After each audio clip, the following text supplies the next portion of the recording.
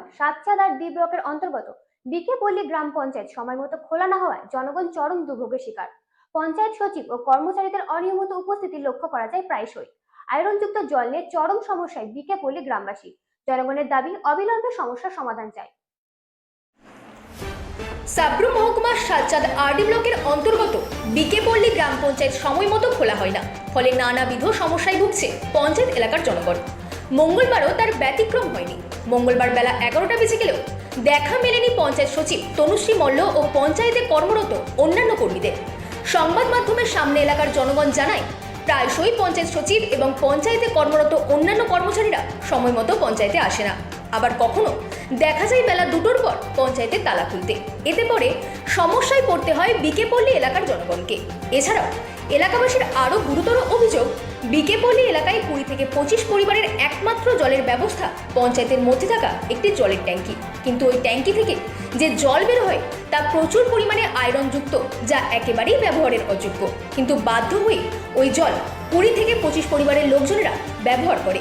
আর এই জল ব্যবহার করে নানাবিধ সমস্যায় ভুগছে ওই এলাকার বেশ কয়েকটি পরিবার।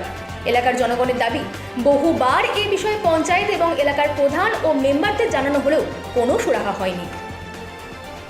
Bureau report, রাতদিন news network. কোন পঞ্চায়েত? বিকেপল্লী পঞ্চায়েত।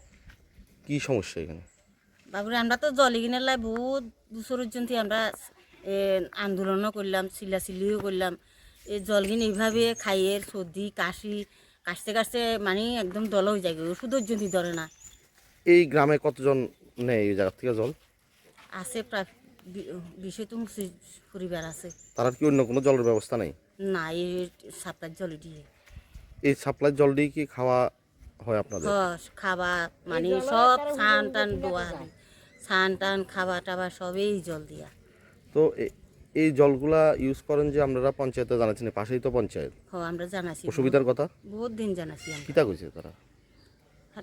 তারা তো কয় যে আমরা তো কুছি উপর মহলে কুছি, তারা না কিছু না করলে আমরা কি করব? আমরা কি চান? আমরা চাই আমরা জল দি ভালো আয়ুক, আমরা সবাই খাই ভালো জল খাই, মানে ভালো থাকি, এটাই আমরা চাই। এই পঞ্চায়েতটার নাম কি?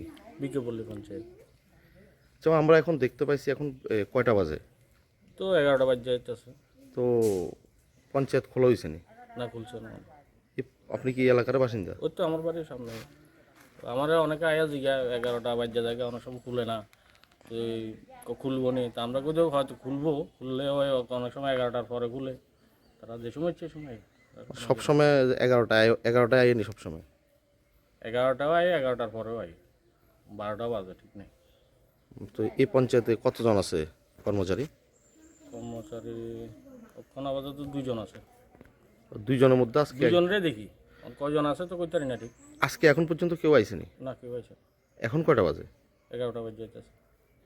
প্রায় সময় কি এমন হয়? প্রায় সময় তো এখানে পঞ্চায়েতে লোকজন আয় না বিভিন্ন আয়, কাজ? অনেকে আয় আমরা জিগায় আর কি, বা আমার বাড়ির তো ফাঁসে আমার জিগায় পঞ্চায়েত খুলবো নি। আমি কই তারার ইচ্ছা, যে সময় ইচ্ছা সময় আগে খুলে। এই বিষয়গুলা এখানে প্রধান মেম্বার জানে না? জানে, প্রধানরা অনেকদিন জানাইছি। আমি কই যে মানুষের তো অসুবিধা হইতেছে, আমরা একটু কর না, এরারে তাড়াতাড়ি আইতো তাই বলে কইছে। এরপরে কোনো ইয়ে নেই।